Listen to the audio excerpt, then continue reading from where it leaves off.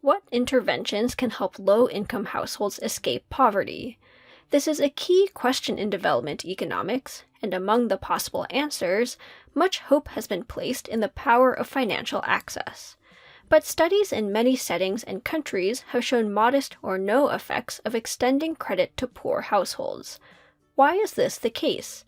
Is the return on capital generally lower than expected for this population? Or have previous interventions failed to target the right people? This paper contributes to the debate by showing that when financial access is tied to investments in individual mobility, it can yield high and persistent returns. The setting is motorcycle consortios in Brazil. Consortios are group lending mechanisms in which individuals pool their funds to save toward the purchase of a durable good. Each month, all members of a group contribute identical, predetermined amounts, and the pot is allocated to a subset as credit for buying the good. This monthly pattern continues until all members have received credit.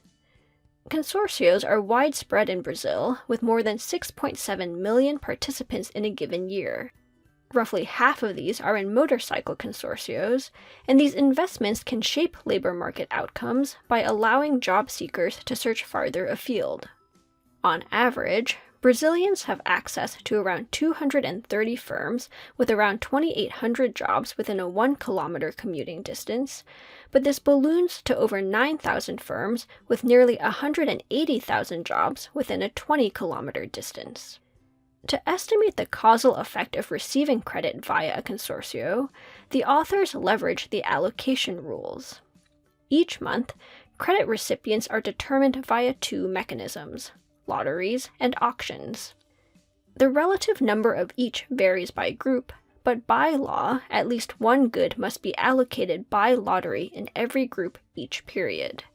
The authors restrict their sample to those who obtain credit via lotteries, but the possibility of receiving credit via an auction makes this a selected sample.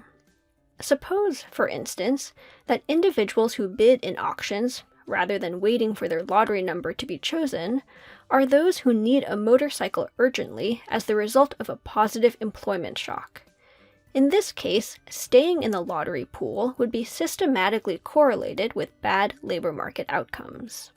To address this, the authors use the algorithms employed to choose winning lottery numbers.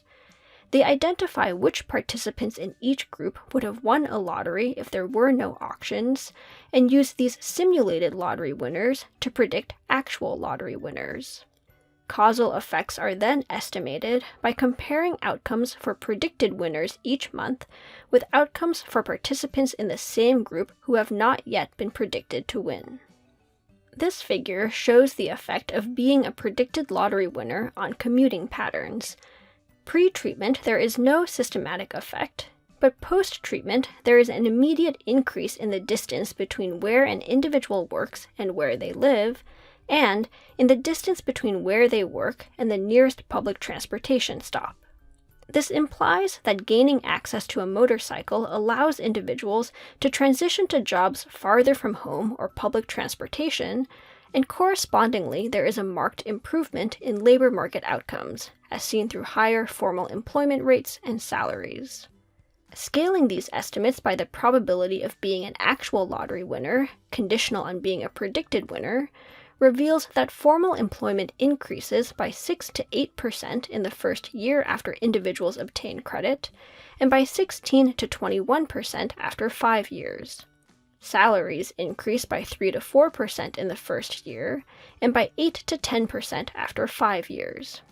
This trajectory suggests that obtaining a motorcycle via a consortio leads to a permanent increase in the geographic scope of an individual's job search, thereby expanding their set of employment opportunities and leading to persistently higher salaries and rates of formal employment.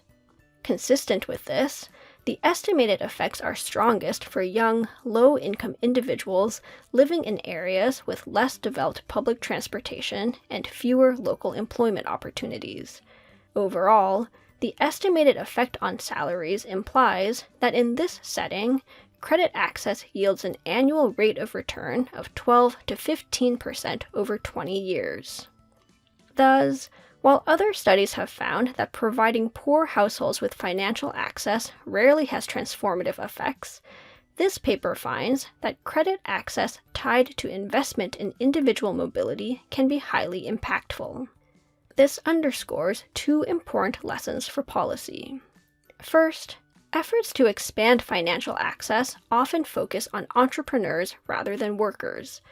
This is based on the assumption that starting a new business requires a large upfront investment, and therefore access to credit, while labor market participation does not. This paper's findings question that assumption. Individuals may be unable to freely participate in the labor market if there are spatial mobility constraints, and financial access can help overcome these barriers. Second, it is worth emphasizing that participants in motorcycle consortios have self-selected into credit for investment in mobility. The fact that returns are high among this population is consistent with other research which suggests that targeting matters. Mechanisms aimed at populations that actively seek access to credit can generate higher returns on capital. To read more on this topic, you can check out the paper's references to other related work. This includes research on the returns to credit access for capital-constrained individuals, the role of targeting, and spatial mobility in labor markets.